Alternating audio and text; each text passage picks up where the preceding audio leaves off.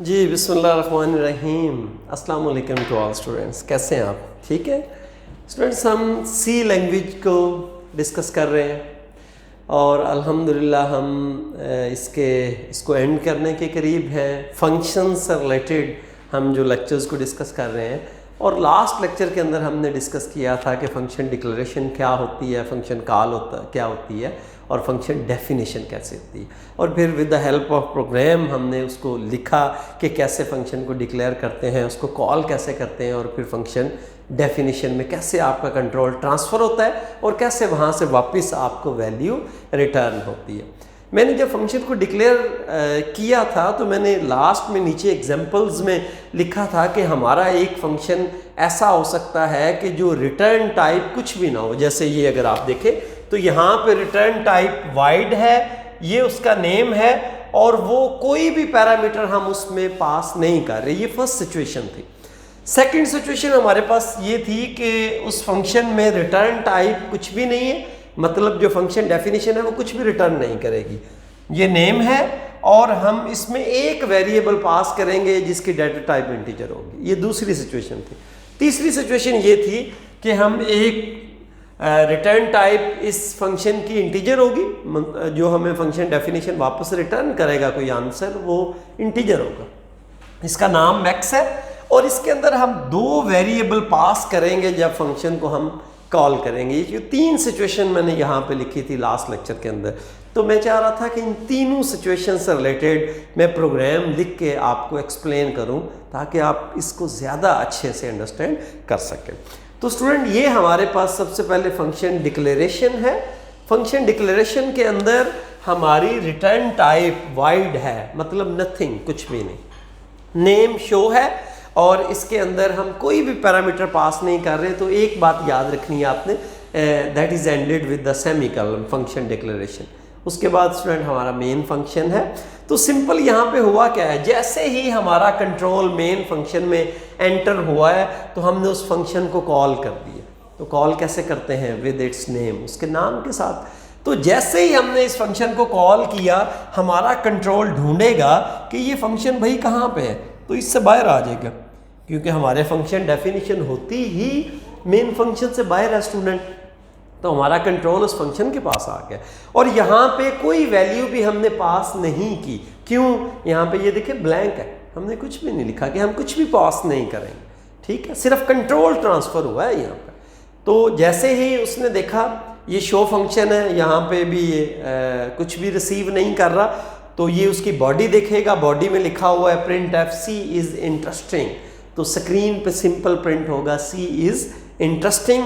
और जैसे ही ये आपका फंक्शन एंड होगा तो आपका कंट्रोल यहाँ से वापस ट्रांसफ़र कहाँ पे होगा? Next line of the main program. तो वहाँ पे गेट सी एच है, इसको एग्जीक्यूट करेगा और आपका ये प्रोग्राम एंड हो जाएगा।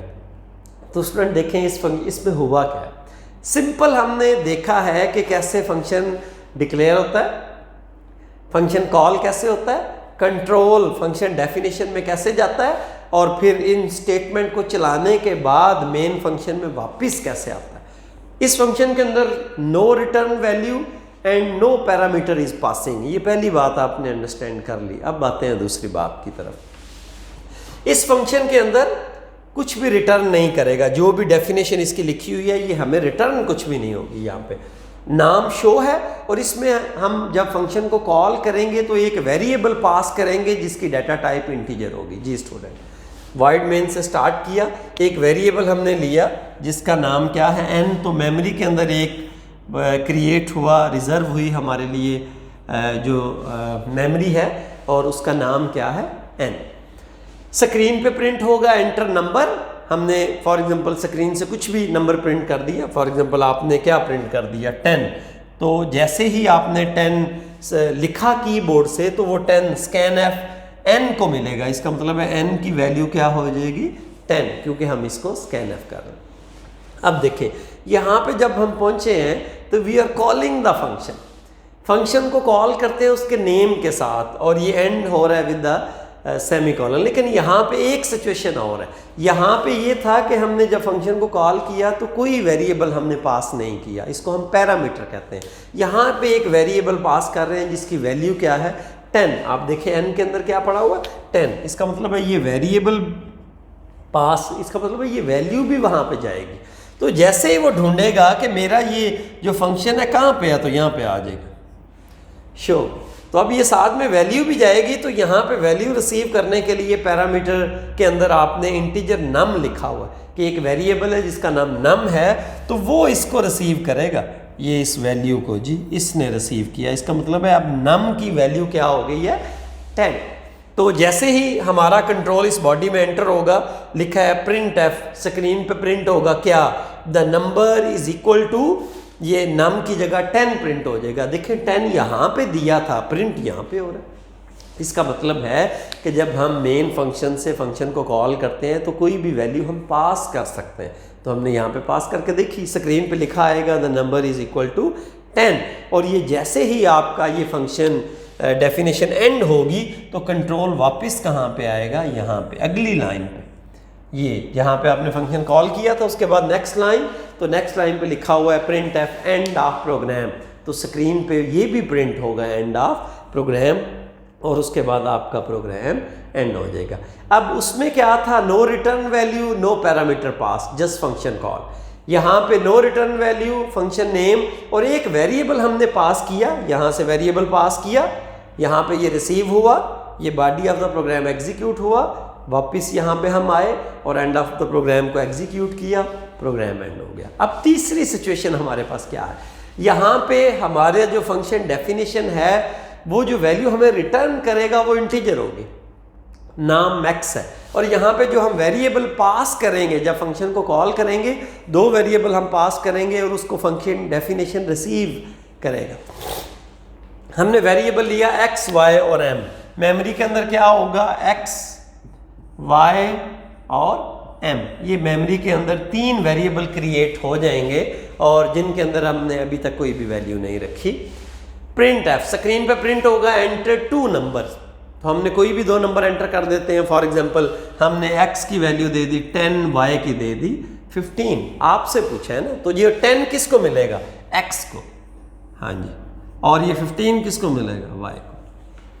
ठीक है, कंपाइलर ने हमसे पूछा 2 नंबर की वैल्यू एंटर करो, जैसे हमने वैल्यू एंटर की, पहली वैल्यू उसने x को दे दी, दूसरी वैल्यू y को। अब x के अंदर 10 पड़ा हुआ है, y के अंदर 15 पड़ा हुआ है। अब यहाँ पे जब आए हैं तो that is we are calling the function, function का नाम क्या है, मैक्स। ये हमने m इज इक्वल टू क्यों लिखा है, ये बेसिकली जब ये फंक्शन को वैल्यू रिटर्न करेगा तो उसको रिसीव भी तो किसी वेरिएबल ने करना है ना भाई। आपका पड़ोसी आपके घर में किसी प्लेट में चावल भेजता है, किसी प्लेट में चावल भेजता है, तो आपने उन चावलों को अगर अपने घर में रिसीव करना है तो एक तो ये है कि आप उनकी प्लेट रख लें, दूसरा ये है कि आप अपनी को प्लेट लेके आएंगे और उस प्लेट के चावल अपनी प्लेट में डालेंगे और उनकी प्लेट वापस कर देंगे। तो यहाँ पे भी कुछ ऐसा है, जब हम किसी वेरिएबल की वैल्यू यहाँ से भेज रहे हैं तो नेक्स्ट जो वैल्यू रिसीव होगी वो यकीनन किसी वेरिएबल पर रिसीव होनी चाहिए। जी स्टूडेंट, तो यहाँ पे फंक्शन ये जैसे ही कॉल हुआ तो इसने ढूंढा भाई ये फंक्शन किधर है, तो इसको मिल गया कि ये है भाई ये फंक्शन। साथ में 2 वेरिएबल्स की वैल्यू भी भेज रहे हैं, वेरिएबल नहीं भेज रहे, वेरिएबल्स की वैल्यू भेज रहे हैं। तो x की वैल्यू क्या है 10, y की क्या है 15, तो ये वैल्यू भी गई है। अब ये रिसीव कहाँ पे होंगी, यहाँ पे भी 2 वेरिएबल हैं रिसीव करने के लिए, एक इंटीजर a और इंटीजर b।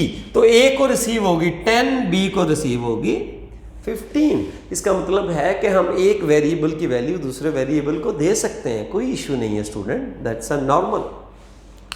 तो अब 10 रिसीव हुआ है, a को b को रिसीव हुआ 15, इसकी बॉडी एग्जीक्यूट होगी, चेक करेगा if a is greater than b, a की वैल्यू 10 है, b की 15 है, तो ये तो फॉल्स है, रिटर्न है, ये तो पहली स्टेटमेंट चलेगी नहीं, हमारे पास दूसरी स्टेटमेंट चलेगी, तो रिटर्न क्या होगा b।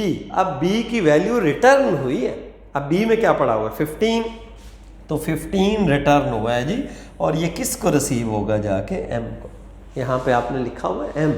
क्योंकि जब आपने m is equal to max इस फंक्शन को कॉल किया तो आपने ये इसलिए लिखा था कि जो फंक्शन डेफिनेशन वैल्यू रिटर्न करेगी उसको कहीं पर रिसीव भी तो करना है। इसका मतलब है कि आपकी जो 15 पड़ा हुआ है वो किस में पड़ा हुआ, m के अंदर। उसके बाद अगली स्टेटमेंट एग्जीक्यूट होगी, print F maximum number is, क्योंकि m के अंदर क्या पड़ा हुआ 15, तो प्रिंट हो जाएगा 15 और हमारा प्रोग्राम एंड हो जाएगा। जी स्टूडेंट, तो हमने तीनों सिचुएशंस को डिस्कस कर लिया कि अगर हमारे पास रिटर्न टाइप वाइड हो और नो पैरामीटर्स हो तो क्या सिचुएशन है, रिटर्न टाइप वाइड हो, कोई पैरामीटर पास कर रहे हैं तो क्या सिचुएशन है, अगर रिटर्न टाइप भी कोई इंटीजर है या कैरेक्टर है और वेरिएबल्स भी एक से ज़्यादा पास कर रहे हैं तो देन क्या सिचुएशन है। आई होप कि ये तीनों सिचुएशन आप स्टूडेंट्स अच्छे से अंडरस्टैंड कर चुके होंगे। इंशाल्लाह मिलते हैं नेक्स्ट लेक्चर में, तब तक के लिए अल्लाह हाफिज़, थैंक यू।